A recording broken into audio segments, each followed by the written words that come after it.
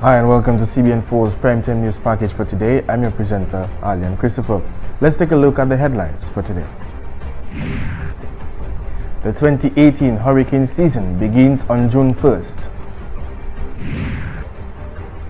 The agricultural PS commends farmers' commitment to the post-Hurricane Maria. And 2 police officers and a civilian killed in Belgium. Authorities are treating the crime as terrorism. Stay tuned for these and other stories when CBN4's Primetime News Package returns. We'll be right back.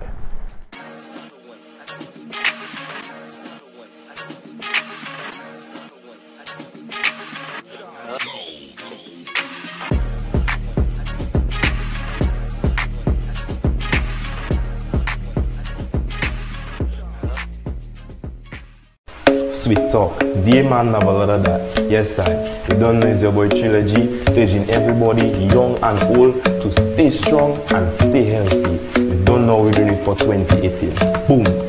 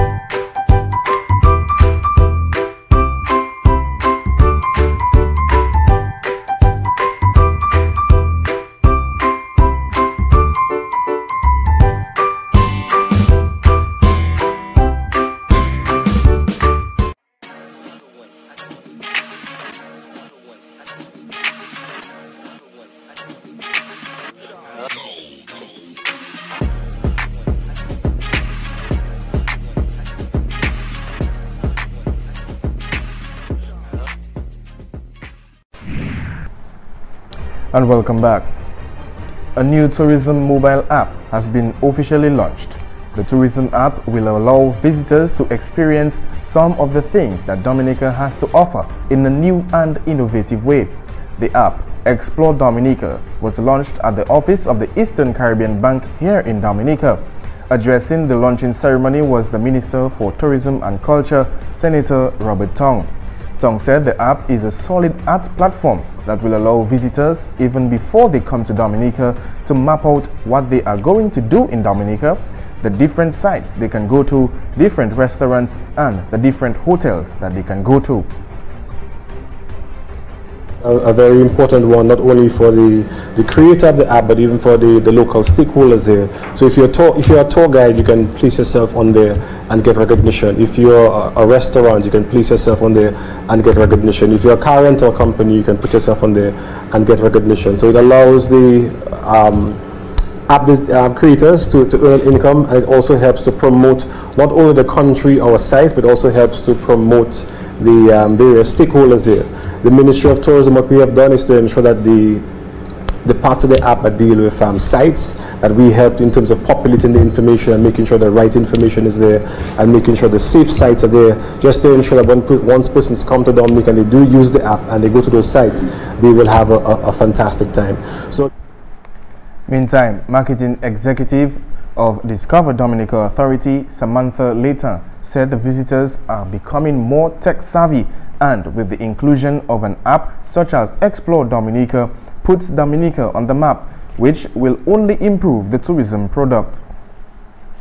Enhancements to the physical attractions in Dominica, and now we have the experience being improved, not only when they get here, but even before, so we can actually get persons to visit Dominica's shores even before coming on shore. So for this app, we're extremely excited on the prospects that it has for Dominica's development in its product, and it is an opportunity for our visitors, like I said, to get a first-hand view of the destination. And I'm looking forward to pushing this out, because a lot of other islands do not have a tourism app, and I think this sets Dominica aside in the region and in the world for putting forward this type of app for our visitors. So without further ado, I want to welcome. This app was created by Mirage Technologies, a Dominican company, and is available for both Android and Apple devices on both the Google Play Store and Apple stores. The prayers of many who traverse through the Botanic Gardens daily has been answered, as the main road there is currently under reconstruction. Minister for Public Works, Water Resource Management and Ports, Honorable Dr. John Colin McIntyre, made this brief announcement at a contract signing in Trafalgar. Pass through the gardens, you were pleasantly surprised, though it felt like Gaza Strip, but we can take it, we'll take it. And what we're going to be doing is we strip the first part of the Gardens Road, and of course we're going to be rolling it over the weekend, putting some tariff and preparing it for free contractors. These free contractors are contractors that assisted us free of charge when we were building the road from the end gate by the health center up to the junction there. And this was done by the government of Dominica, the politicians under the Dominica Labour Party. The road is being redone from the gate on Bath Road to the entrance gate on Emsall Road. And with approximately 3 days left before the 2018 hurricane season begins, the National Oceanic and Atmospheric Administration's Climate Prediction Center said U.S. forecasters are expecting the 2018 season to be near normal to above normal in numbers and intensity of storms. The forecasters estimate between 1 and 4 major hurricanes packing winds of 111 miles per hour could develop during the 2018 season, which begins on Friday, which is June 1st. The National Oceanic and Atmospheric Administration forecast also said about half of the 10 to 16 named storms will be hurricane strength with winds of at least 74 miles per hour. Countries such as Barbuda, Dominica, the USVI are still recuperating after hurricanes Irma and Maria caused widespread devastation, leaving scores of persons dead and many missing, not forgetting the negative impacts the hurricanes had on the economy.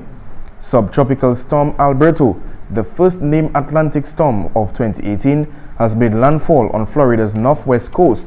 Alberto passed the coast at Laguna Beach with maximum sustained winds of 45 miles per hour, the U.S. meteorologist says. Thousands of people were earlier evacuated from the Gulf of Mexico coast of Florida. Alberto later weakened to a depression as it moved inland. Stay tuned, we'll be back with more right after this break. Sweet talk, dear man, never lot of that. Yes, I. You don't know it's your boy Trilogy, urging everybody, young and old, to stay strong and stay healthy. You don't know we're doing it for 2018. Boom.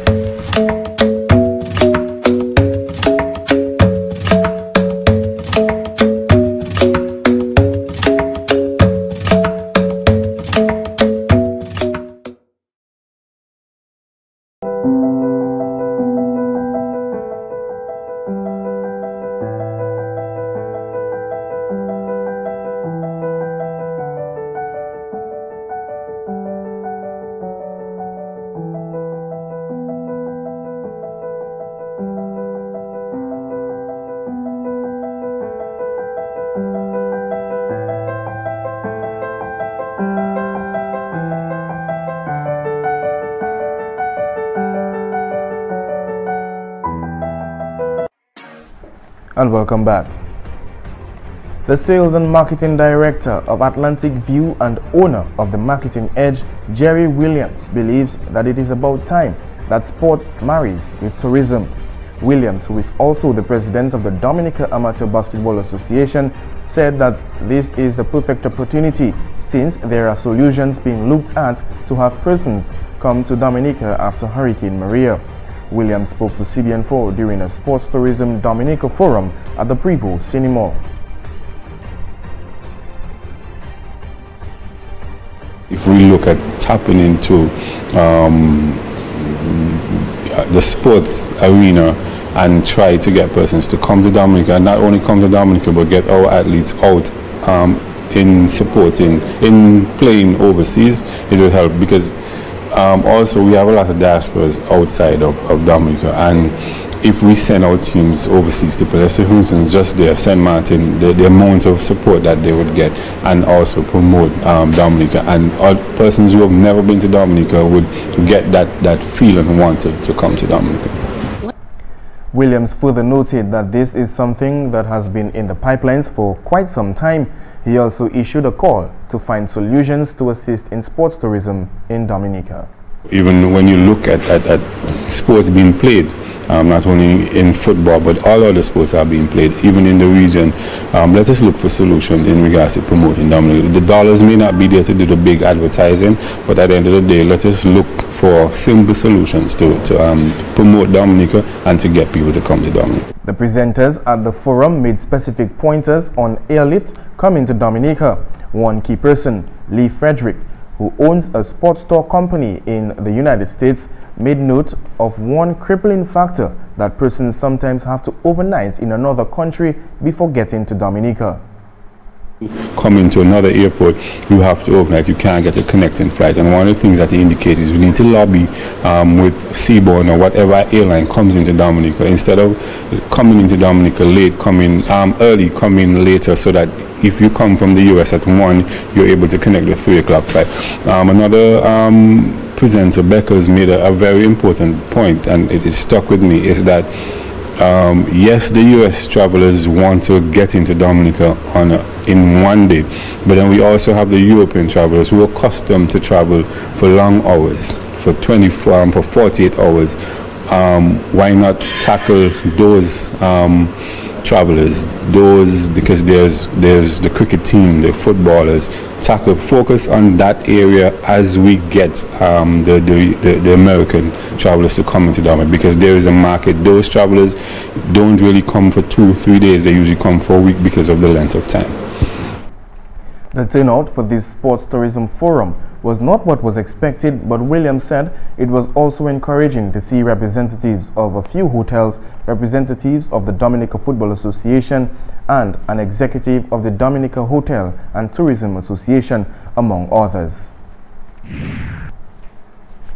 The Permanent Secretary in the Ministry of Agriculture, Food and Fisheries, Dr. Reginald Thomas, has commended the farmers across Dominica for showing a high level of resilience and going back to their farms to provide food for the population in the aftermath of Hurricane Maria, which caused widespread devastation to Dominica's agricultural industry. Dr. Thomas made these comments during a handing over ceremony for tools and small farm implements by the FAO. Our farmers have shown their level of resilience as well, because they went back to the farm, because you could have given us everything, and if the farmers did not go back and start to plant, we would be importing food as we speak. So again, it's from the ministry, every opportunity we get, we want to say to the farmers that we really appreciate your resilience, the manner in which you were able to go back to the farms and to start to produce food for us. We as a people, as a country, as a ministry, we are indeed thankful, and we have our challenges from time to time, but you really, as a group, you really came forward and did what you had to do so that the population could have food for us to eat. I mean, we all know what happened in terms of our vegetable production. The Food and Agriculture Organization presented $700,000 worth of tools and farm equipment to the Ministry of Agriculture for agricultural cooperatives and farmers groups across Dominica. Also in the news, the Dominica Association of Industry and Commerce, DAIC, kicked off its 2-day business continuity planning workshop with the aim of minimizing the risk of businesses falling prey to natural disasters. Liz Fabian, Executive Director of DAIC, noted that this workshop was triggered as a result of the hurricane. Businesses were significantly affected, and we at DAIC are looking at all ways of providing value to our business sector. There was a Business Recovery Expo in February where we sought to bring together a large cross-section of persons and have exhibitors who will also provide value to these businesses. But we sort of need to have something more deeper and more detailed so that our businesses can have business continuity plans. Like was mentioned yesterday, doing the recovery, like the steps after a natural disaster, is more reactive reactive, but we want to be more proactive and put measures in place to really prepare our businesses and help to reduce the losses from disasters. Fabian also wants business owners to put measures in place in case of a natural disaster. At the end of this workshop, we want our businesses to understand the importance of taking measures to protect our businesses. Not taking things for granted and just going by the motion in terms of not preparing, and then a disaster happens and we're reactive. We want to ensure that we do everything as much as possible to put measures in place. As we know, the hurricane season is starting in a few days, in a few hours actually, just in terms of what the official record is. But disasters happen at any time, and natural disasters, Dominica is really prone to natural disasters, and we want to ensure that our businesses are protected. Not even just our businesses, but we have extended it to other businesses to be part of this workshop, and we want our business community in Dominica to thrive, not just survive, but thrive. Meantime, Dave Hernan Colesa, Head of Operations at the Caribbean Association of Industry and Commerce, CAIC, said business owners should build their businesses within the context that Dominica is exposed to natural hazards.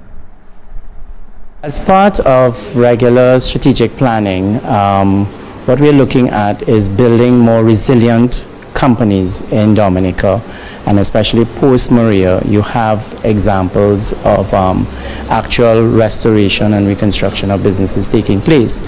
And what we want to do in order to get to that stage of rebuilding the business, what you should be doing is building it in the context that Dominica is exposed to certain natural hazards, hurricanes, volcanoes, even flooding that takes place. So in order to attract investors and attract financing and even the entrepreneur, we need to have businesses that are built that can mitigate against the disasters that may result from these hazards taking place, if they do and when they do. The workshop was organized by the DAIC in collaboration with the Ministry of Commerce, Enterprise and Small Business Development. We'll be back with more news right after this break. Stay tuned.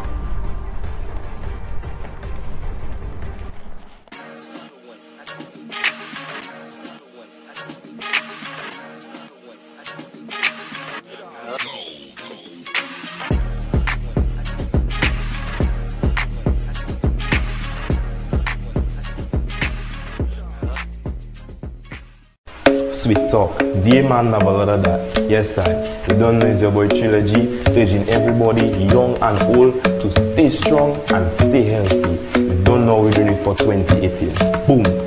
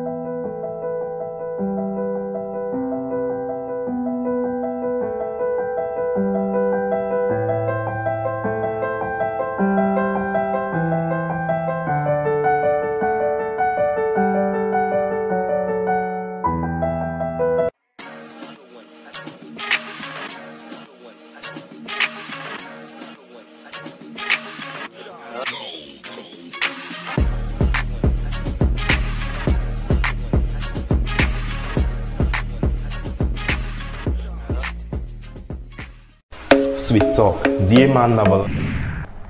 And welcome back, and now with news from around the region. Hurricane Maria killed more than 4,600 people in Puerto Rico, 70 times the official toll, according to estimates in a Harvard University study.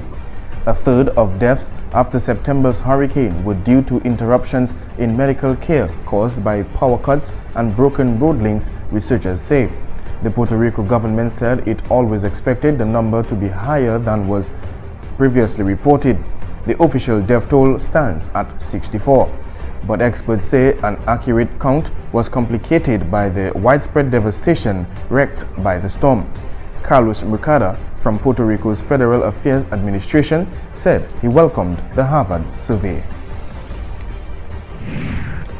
A man has shot dead 2 female police officers and a civilian in the eastern Belgian city of Liège. The gunman also took a female cleaner hostage at a school before being killed by police. 4 other police officers were also injured. The man's motive is not yet clear, but the incident is being treated as terrorism. Police sources quoted in local media say the man was heard shouting "Allahu Akbar," God is greater, in Arabic. Liège Mayor Willie de Meyer confirmed the deaths of the 2 female officers during a press conference and said that physical and psychological support would be provided to the families of the victims. And with that, we come to the end of today's primetime news package. On behalf of the entire CBN4 staff, I am Alan Christopher saying thank you for watching.